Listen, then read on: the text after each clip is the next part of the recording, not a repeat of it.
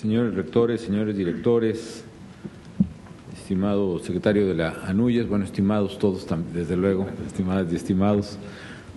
Bueno, en primer lugar les agradezco mucho el darme la oportunidad de platicar con ustedes nuevamente, independientemente del marco que ha, pues obviamente convocado la atención, desde luego del gobierno, pero también de la sociedad y en especial de sus instituciones más representativas. Desde luego agradezco mucho el que podamos comentar abiertamente este tema de la agenda de seguridad de las instituciones de educación superior y los felicito además como instituciones de educación superior, universidades, tecnológicos del norte del país, por abordarlo además de una manera tan profesional, porque creo que puede dar muchas luces pues para todos y desde luego para el gobierno.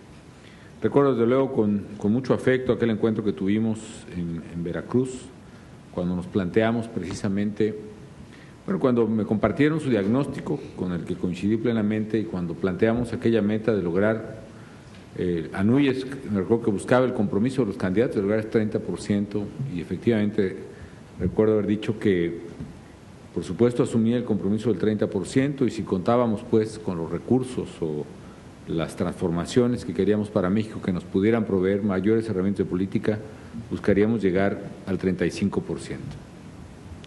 Y quizá déjenme empezar por ahí. La verdad es que creo que el esfuerzo que ustedes han hecho y el gobierno, pues en la medida de sus posibilidades ha hecho, nos está permitiendo el avanzar hacia esas metas de cobertura.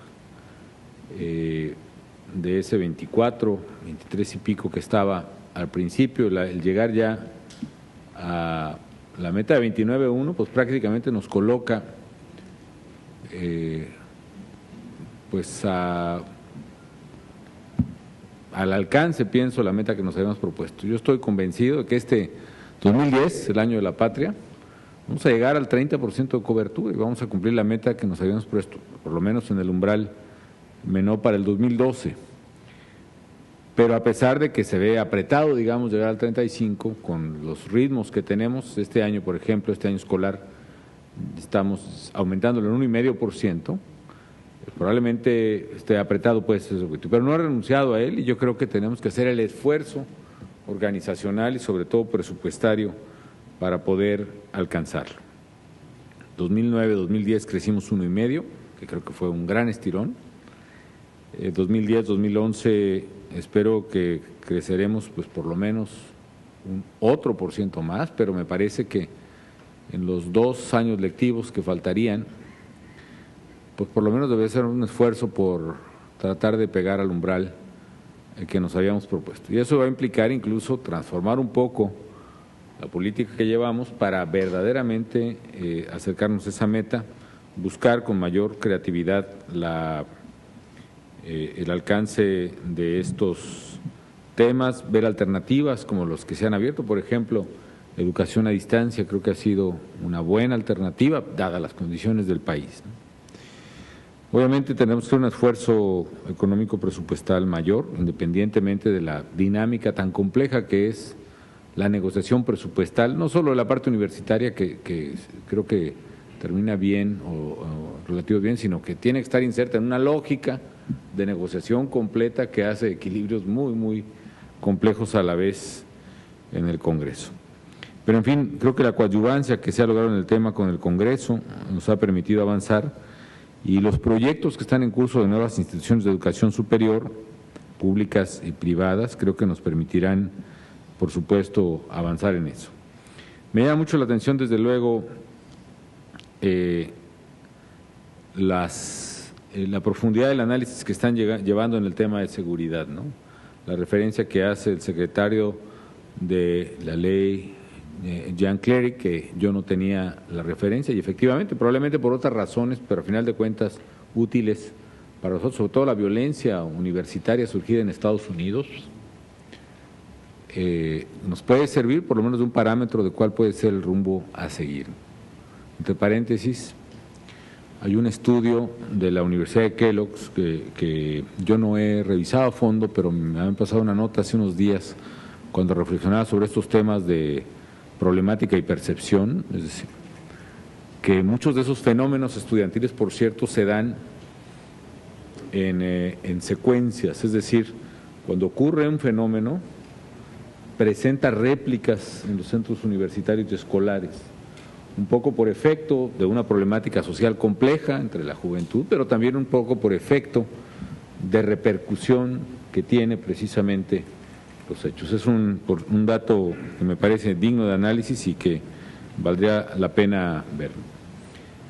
De la perspectiva de la NUYES, comparto lo que ha mencionado, el carácter multisectorial que necesitamos en el país. Y eso es un énfasis que yo he puesto hoy en Monterrey, sobre todo en una reunión que tuve con representantes de organismos civiles, empresariales, laborales del Estado, donde efectivamente no se trata de una perspectiva meramente policíaca o policíaca militar, sino que requiere una implicación totalmente integral que reúna aspectos que ustedes han mencionado de esparcimiento, de educación, de salud, de valores, de principios, y también las implicaciones que tiene el crecimiento o la recesión económica sobre la inseguridad, la generación de oportunidades de empleo, cultura política, principios de responsabilidad, de solidaridad y compromiso social como los que ustedes mencionaban.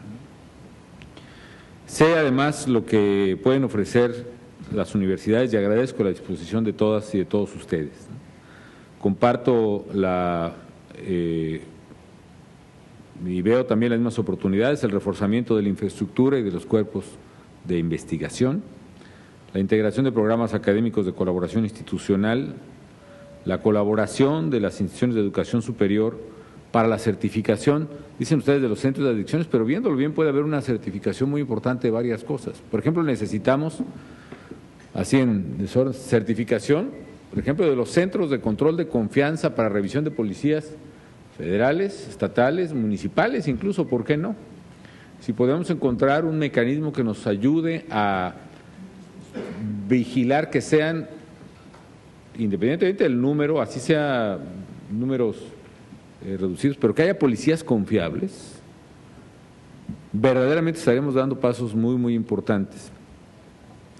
Y necesitamos certificar cuáles son los centros de control de confianza, de psicólogos, de sociólogos, etcétera, que cumplan con requisitos de calidad para poder decir el que es aprobado en ese centro de control de confianza, pues no sé, en Guerrero o en Chiapas o en Puebla, ese puede ser, tenemos elementos de confianza para suponer que va a ser un comandante confiable, va a ser un policía confiable. En los centros de tratamiento de adicciones también necesitamos ese tipo de certificación, yo diría hasta en los centros incluso de capacitación de los policías.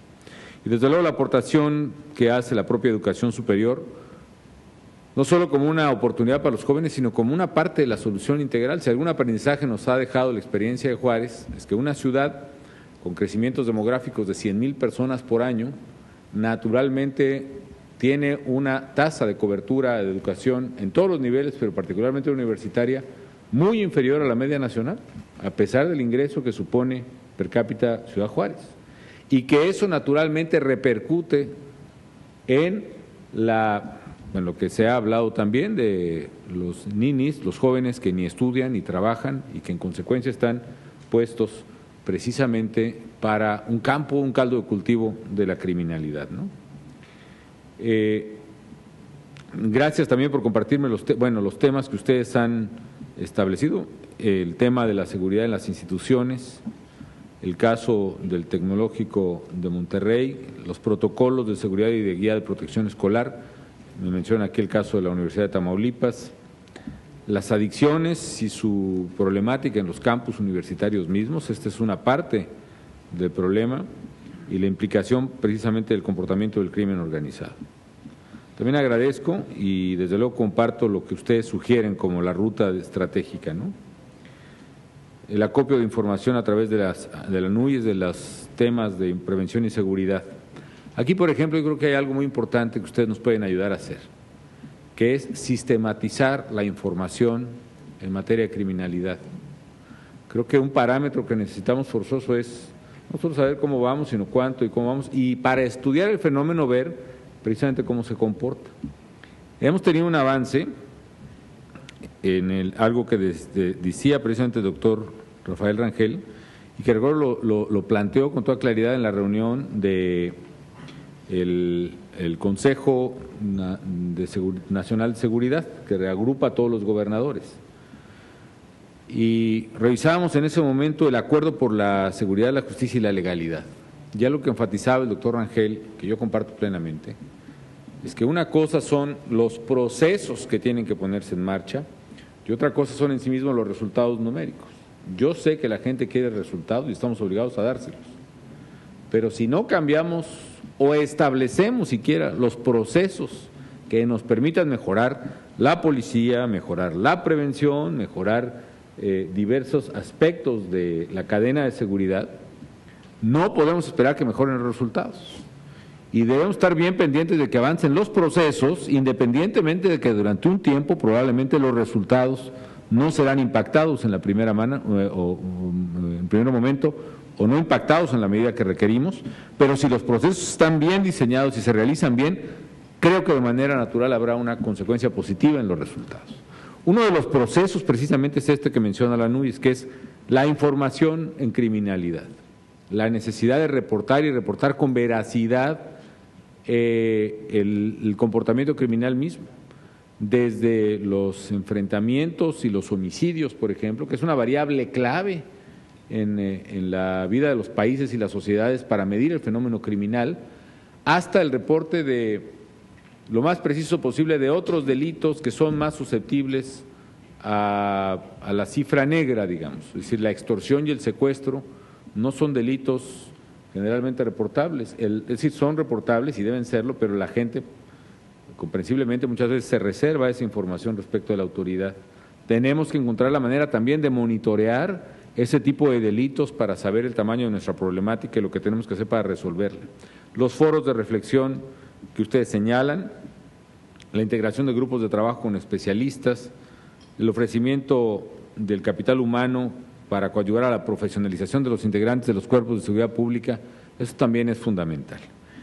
De lo que señala, desde luego, el doctor Rangel, primero le reitero, señor rector, que he dado las instrucciones de que se haga un meticuloso proceso de investigación ministerial respecto de lo ocurrido en marzo pasado en el Tecnológico de Monterrey, que nos dolió a todos, que lamentamos profundamente.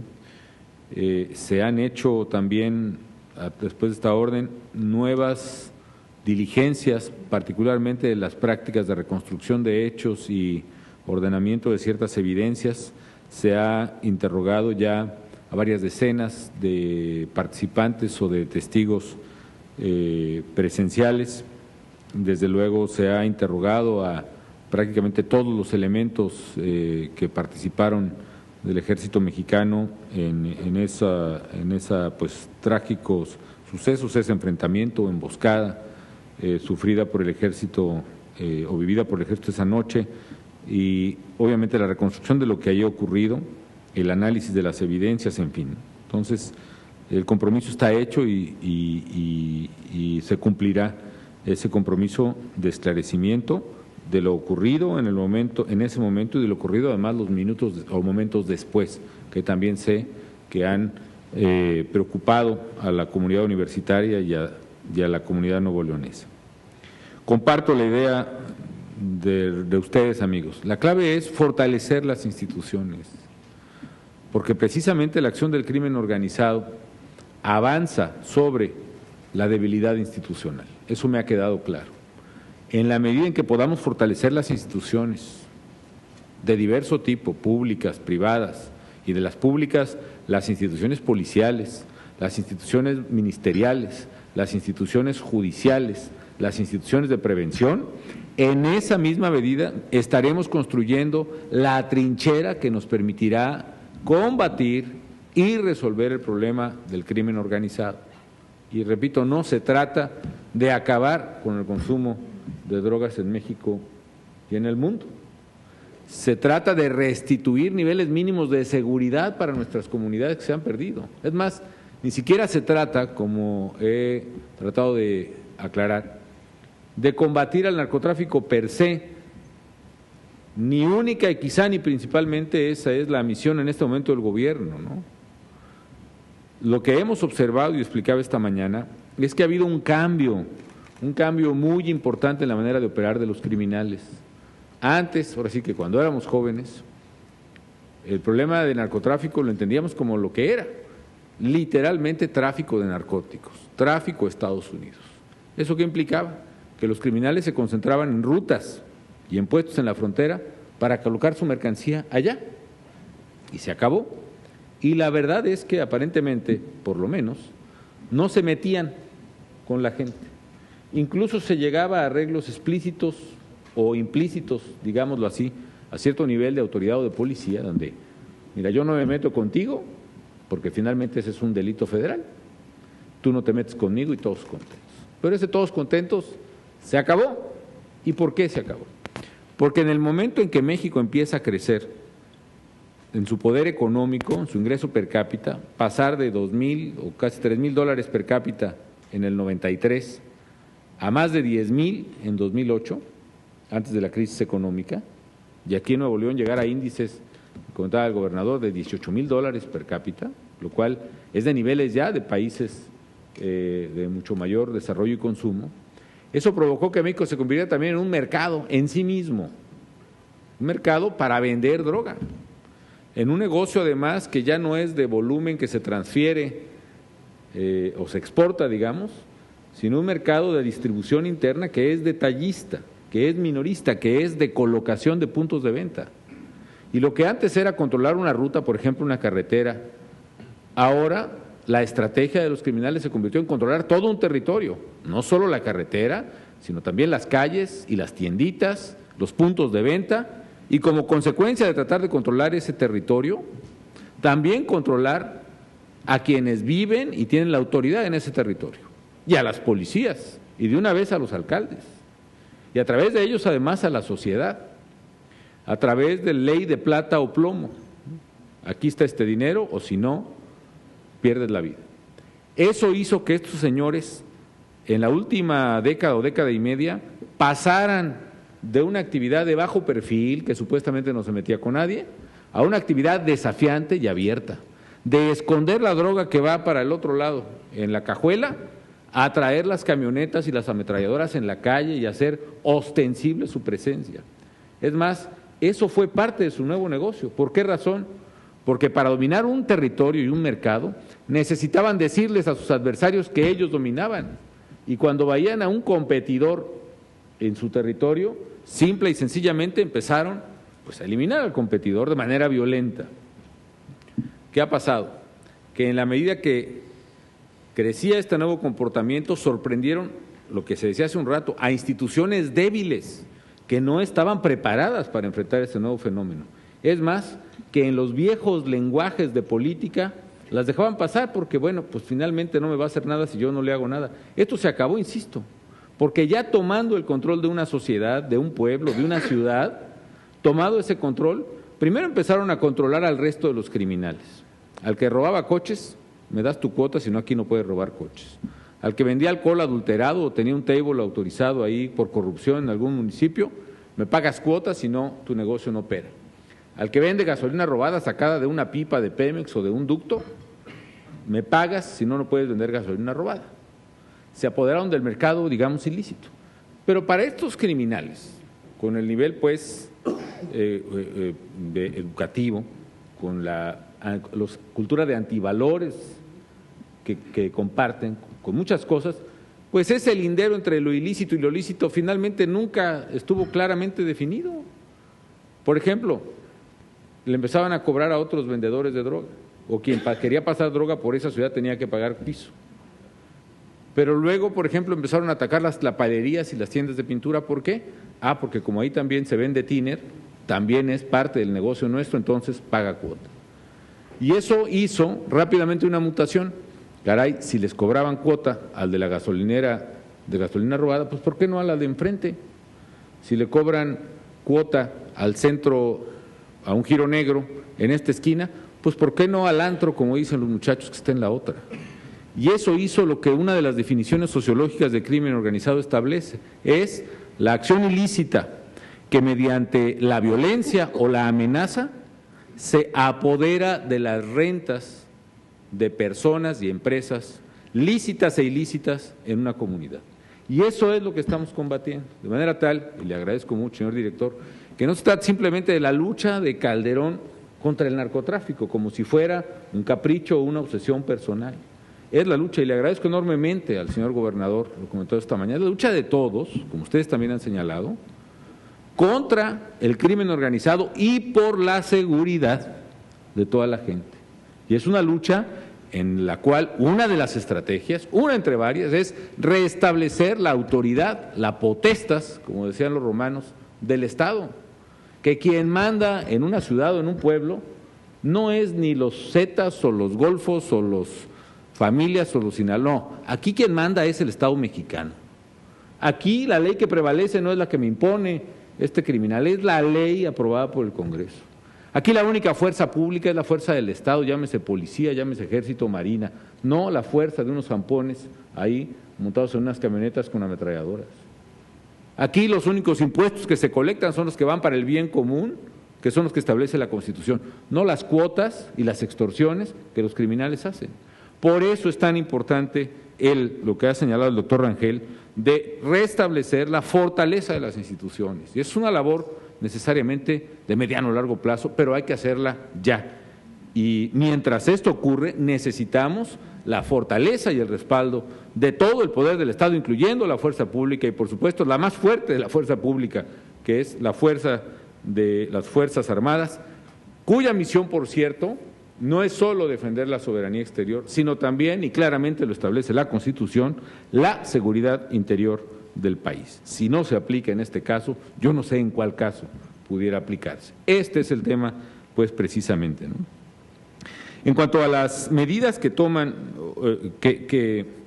desde luego también yo estoy abierto, y hace unos días recibí al doctor Rangel y a un grupo de especialistas del TEC de Monterrey, porque me interesaba mucho y ellos habían manifestado públicamente la exigencia que planteaban presentarla a diversas autoridades y poderes.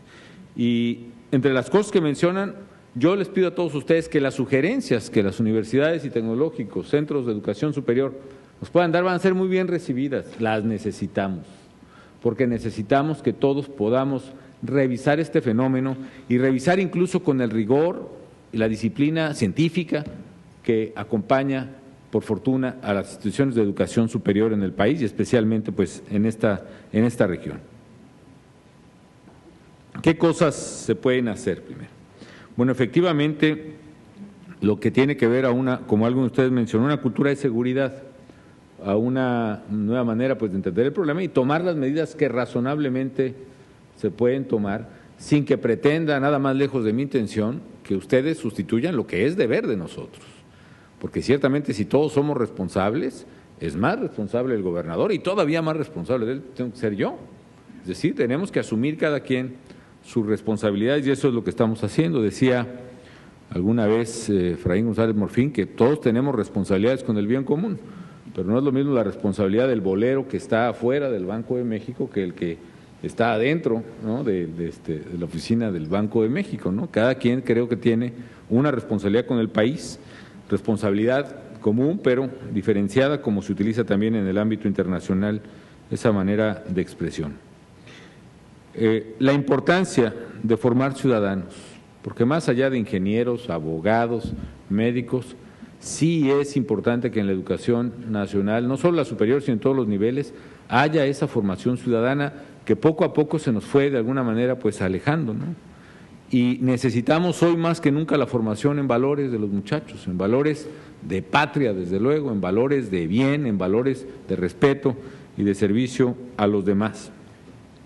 Participar con propuestas críticas, análisis de manera más activa. Miren, por ejemplo, yo creo que hay mucho que puede aportar la investigación universitaria, mucho. Y es más, yo me atrevería a decir en todos los ámbitos que competen a la universidad. Porque si ustedes tienen, por ejemplo, muy buenos sociólogos, ¿qué duda cabe que necesitamos un análisis sociológico del fenómeno que estamos viviendo? Yo comentaba hace rato con ustedes lo de Ciudad Juárez, pero decirlo a muchas ciudades. Están algunas de ellas creciendo de tal manera que en ellas se forma un un ambiente que es propicio a la acción de los criminales. Por ejemplo, el crecimiento de la población joven, el boom de niños y jóvenes en colonias, en barrios suburbanos, populares, proletarios de muchas ciudades de México. Esos muchachos, esos niños, pues de repente no tienen, ya no digamos universidad, porque no tienen, digo que en Juárez está bajo el promedio nacional, siendo Ciudad Juárez. Muchas ciudades de la frontera están así. ¿Por qué? Porque les llegaron esos volúmenes de 100,000 gentes por año, imposible es darle cobertura. Y a nivel de prepa pues están igual, esos jóvenes con mucha dificultad terminan secundaria, si la terminan, y están literalmente en la calle, ahí viven, ahí se educan y aprenden los modelos de la calle. Hay toda una explicación sociológica que necesitamos, que pueden aportar las universidades para entender el fenómeno y para corregirlo desde esta arista. O la investigación económica, porque hay, por qué duda cabe también, razones económicas a través de los negocios de los criminales. ¿De qué tamaño es esa economía? ¿Cuál es la incidencia que tiene uno u otro factor? ¿De qué tamaño es el mercado mismo, el mercado de drogas? ¿De qué tamaño es el mercado de lavado de dinero? ¿De qué tamaño es el mercado de los inmuebles que usan los criminales? ¿De qué tamaño es el mercado de las armas y cuál es su valor económico? ¿De qué tamaño es el lavado de dinero y cuáles son los mecanismos financieros? ¿De qué tamaño, por ejemplo, cuál es el nivel de renta que pueden sacar de los bares de la zona metropolitana de Monterrey, por ejemplo? Todo eso requiere una investigación económica de precios de sus mercancías, de precios de sus cuotas, de comportamiento de la demanda, etcétera, etcétera. Una investigación política y sociológica, política también de los criminales, porque indudablemente la acción que realizan tiene que ver también con el poder, de quién los permite, de quién los enfrenta, de quién es neutral y por qué. ¿Cuál es la lógica que conecta en muchos niveles y regiones del país? No en todas ni en la mayoría, pero es real, precisamente también crimen y poder público. O la comunicación, por ejemplo, que parece un tema menos importante, pero no lo es. Si alguna batalla tenemos que librar mejor en el gobierno federal es la batalla de la comunicación, porque quizá no hemos sabido expresar lo que buscamos y por qué lo buscamos. Y la comunicación es fundamental, que los estudiantes de comunicación, los investigadores nos ayuden. ¿Cuál es el mensaje que los gobiernos debemos transmitir? ¿Cuál es el mensaje que la ciudadanía nos está transmitiendo? ¿Y cuál es el mensaje que los criminales quieren transmitir también? ¿Cuál es el mensaje que buscan atrás? No solo de un homicidio, sino de la manera violenta e impactante en que presentan un cadáver. Mutilaciones o decapitaciones o letreros, ¿no? Yo creo que hay una investigación que hacer, la investigación tecnológica, sobre todo con el avance que ustedes tienen en los centros educativos en el norte, en el noreste. ¿Por qué razón? Porque decía el director hace rato, el ejército debiera revisar, por ejemplo, los tráilers y los camiones, etcétera. Estoy de acuerdo, pero la verdad es que es una tarea pues que para un soldado es extenuante y ese soldado está preparado para luchar y ese soldado está, digamos, no es una tarea, por lo menos, o no es justo para él, para el ejército y tampoco sea la más eficiente para hacerlo, pero sí hay tecnología y puede haber que nos permita poner detectores a través de rayos gamma, a través de rayos X, etcétera, cada vez más eficientes que nos permitan saber si ese tráiler, sin moverle una caja de aguacates o de jitomates o de camarones, trae precisamente armas, droga o dinero. Y ese desarrollo tecnológico, aquí en universidades que yo he visto, están desarrollando nanotecnología, tienen tecnología avanzada, ese desarrollo tecnológico lo necesitamos para poder tener medios no intrusivos de detección, por ejemplo. O la investigación informática, por ejemplo. Yo comentaba esta mañana que una de las tareas que tenemos que hacer es tener centros de emergencia, teléfonos de emergencia, porque dice la gente, bueno, es que ¿a quién le hablo? No hay en quién confiar, etcétera. Bueno, ¿por qué no diseñamos métodos de teléfonos de emergencia que funcionen? Y ahí la investigación de universitaria nos puede decir por dónde podemos desarrollarlos. ¿Cuál es el sistema? Alguien hablaba de sistemas aquí, que nos permite que a una llamada le corresponda una atención precisa y puntual, un teléfono que sí conteste y que quien contesta puede inmediatamente en su posición dar las instrucciones a un equipo que sea confiable y que pueda reaccionar en ese momento. Que no tengan que pasar 30, 40 minutos o hasta una hora o nunca para que llegue la policía o un servicio de emergencia y que en 5 o 10 minutos esté en el lugar con la fuerza de reacción suficiente para hacerle frente a un criminal después de una llamada de emergencia. En fin, la aportación de investigación todavía es muy amplia y creo que lo pueden dar perfectamente las instituciones de educación superior. La formación. Nosotros necesitamos mejores policías, mejores jueces, mejores ministerios públicos. A veces la policía o se dedica a perseguir a los criminales o a formar nuevos policías. Sé que tiene que hacer mejor las dos cosas, pero también nos pueden ayudar con programas, diplomados, como muchos de ustedes tienen. No solo digo diplomados, con carreras completas o medias carreras de profesionales de policía. Tenemos que tener en nuestros policías no solo aquel que terminó primaria o secundaria, sino verdaderos profesionales que se dediquen a eso. Claro, debemos tener cuidado que quien metamos esos cursos sea gente ya reclutada con un criterio para que no trabaje para los de enfrente. Pero necesitamos la profesionalización y ustedes nos pueden ayudar en ello. Y finalmente, lo que otros programas paralelos hacen, que es, entre otros, el programa que lanzamos para darle becas a los hijos de los militares para estudiar la prepa o la universidad o la carrera en la universidad pública o privada que deseen. Yo creo que eso es muy, muy importante. Y en eso pues, creo que es un incentivo justo que permite que el sacrificio y el riesgo de exponer la vida sea cuando menos recompensado en parte con lo que más busca un padre de familia, que es que sus hijos puedan un día superarse y salir adelante. Y debemos recordar que los soldados mexicanos y los marinos y los policías son mujeres y hombres de carne y hueso y son padres de familia también. Y tienen una misión y tienen valores de patria, de lealtad, de disciplina que necesitamos auspiciar, pero también tienen familia y valores y cariño por sus hijos que necesitamos pues proteger. Así que en este tema, amigas y amigos, comprendo perfectamente las inquietudes de los institutos tecnológicos y de instituciones de educación superior. Refrendo el compromiso del gobierno federal para trabajar incansablemente en este tema. Pido también su ayuda para que integralmente y sin separarse del ámbito de responsabilidad que tienen, podamos colaborar con ello.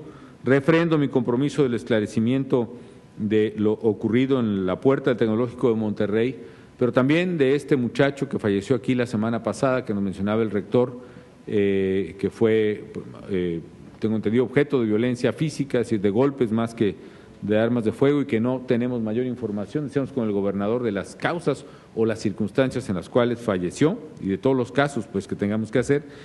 Desde luego agradezco mucho los comentarios de la corresponsabilidad que se han hecho y bueno, pues dejé varios temas, lo de los ninis, comprendo, sí tenemos que hacer programas que incorporen a esos muchachos a la esperanza y a la oportunidad, sea el que usted sugiere, director, sea otros, ¿no? El redireccionamiento de oportunidades, más que redireccionar oportunidades, que lo hemos ampliado 1 millón de gentes para este año, a pesar de la crisis del año pasado. Lo entiendo perfectamente y conozco el caso de Medellín. Lo que necesitamos es tener una política preventiva mucho más amplia que la policíaca, que significa espacios culturales, espacios educativos. Conozco el caso de Medellín, por ejemplo, de la puesta de canchas deportivas, de béisbol sobre todo, que tienen iluminación y que eso en las colonias ha cambiado la vida de muchas. Aquí también, decía yo que aquí en Monterrey precisamente lancé el programa de espacios públicos, canchas de fútbol, sobre todo con pasto sintético. Hemos hecho en coadyuvancia con los municipios del país casi 2.500 espacios en México, pero sí entiendo el mensaje de la política integral, la neutralización del flujo de dinero y los flujos de armas también. En fin, pues me he extendido mucho en mis comentarios, pero sepan que me interesa mucho. Preguntaba, perdón, el rector de Zacatecas, la estrategia y los resultados. Yo, a la luz de lo que veo en este fenómeno, rector, creo que la estrategia, ¿cómo lo planteé? Primero, depuración y fortalecimiento de los cuerpos policíacos y ministeriales en el país. Incluso desde antes de ser presidente lo planteé. Estoy hoy más convencido que nunca que esa es la estrategia correcta. Que es más, en la medida en que avancemos en ella, desde luego a nivel federal, que ahí vamos, sobre todo en la Policía Federal, pero sobre todo en la medida que se avance a nivel estatal, por supuesto que en esa medida vamos a mejorar la situación de seguridad. Y en la medida que no se haga, seguirá deteriorándose. la estrategia de la capacidad tecnológica y de infraestructura logística de la autoridad para hacerla más competitiva que la estructura logística y tecnológica de la criminalidad, también vamos avanzando, y ese es el tema, por ejemplo, de la plataforma México, que es una base de datos muy poderosa de policías, expolicías, criminales, modus operandi, que nos va a permitir, mediante la tecnología, superar las capacidades de los criminales, y también estamos en esa ruta. La parte de la reforma institucional y legislativa, que ya está en curso con la reforma penal, la parte de preventiva, que implica estos aspectos sociales, educativos, de salud, que rodean al fenómeno criminal. Esa es la estrategia. Podrá tener variantes, podrá tener ajustes, pero independientemente de que falta mucho por hacer, ese es el camino correcto. Si hay alguna otra sugerencia, también es bienvenida, pero lo que no puede ser opción para el gobierno y para nadie es que se piense que simplemente retirándose los criminales nos van a dejar en paz. No es cierto. Retirándose, desistiendo, haciéndose un lado, haciéndose tonto, haciéndose de la vista gorda, simple y sencillamente terminarán apoderándose de nuestras ciudades. Simple y sencillamente terminarán apoderándose de la vida de todos, hasta sacarle hasta el último centavo que puedan, renta económica a cada ciudadano y a cada empresa. No es cierto que la violencia haya surgido por la acción del gobierno federal. Al revés, la acción del gobierno federal surgió por la violencia y la criminalidad creciente en el país. Independientemente de que por razones mediáticas o políticas se diga esto es culpa por lo que hizo el presidente. No, señores, es al revés. Nosotros estamos actuando porque vimos crecer el problema. Es como un paciente que va a ver al doctor porque tiene un dolor en el abdomen y el paciente dice, pues creo que tengo una apendicitis. Pues déjeme ver, se abre y lo que encuentra el doctor no es una apendicitis, sino es un tumor canceroso. Y lo que tiene que hacer el doctor es cortar el tumor y darle un tratamiento al paciente tan severo como permita la recuperación del paciente. Y el paciente tendrá que tomar radioterapia y quimioterapia y varias sesiones. Pero el paciente cuando está así, cuando perdió el pelo, cuando está debilitado, cuando está enfrentando el tratamiento, no dice, oye, qué mal doctor me encontré, yo estaba muy bien antes que él. Y no es así. Nosotros encontramos este diagnóstico y no hubo otra alternativa ni legal, ni constitucional, ni ética, más que actuar y enfrentar el problema. De tal manera que eso es lo que debemos comprender. Y cuando se dice es que todo empezó con esto, no, señores, el problema viene de atrás. Y describo la problemática económica y de comportamiento criminal que fue generando este fenómeno y que se propagó en el país por la nueva lógica del mercado de los criminales. Por eso yo estoy en la mejor disposición, siempre lo he estado, de revisar siempre estrategia y táctica, de ser capaz de escuchar otros puntos de vista, porque sé también que en el gobierno, como en cualquier institución, también puede haber ceguera de taller. Y por eso vine a Monterrey y tuvimos 3 horas o 4 hablando con la sociedad civil, con las organizaciones sociales y empresariales, y este tiempo también para escuchar. Repito, cualquier sugerencia, señores, cualquiera, viniendo además de centros y de personas como ustedes, comprometidos con México, es muy bienvenida. La necesitamos y tengo la certeza que independientemente de lo difícil y costoso que es esto, como dije desde el principio de la administración, el primer día, que nos costaría tiempo, que nos costaría dinero y que nos costaría vidas humanas como por desgracia nos ha costado, vamos a salir adelante y vamos a superar esta contingencia. Les agradezco mucho su atención y cuando podamos reunirnos nuevamente con la NUIS va a ser un placer. Muchas gracias.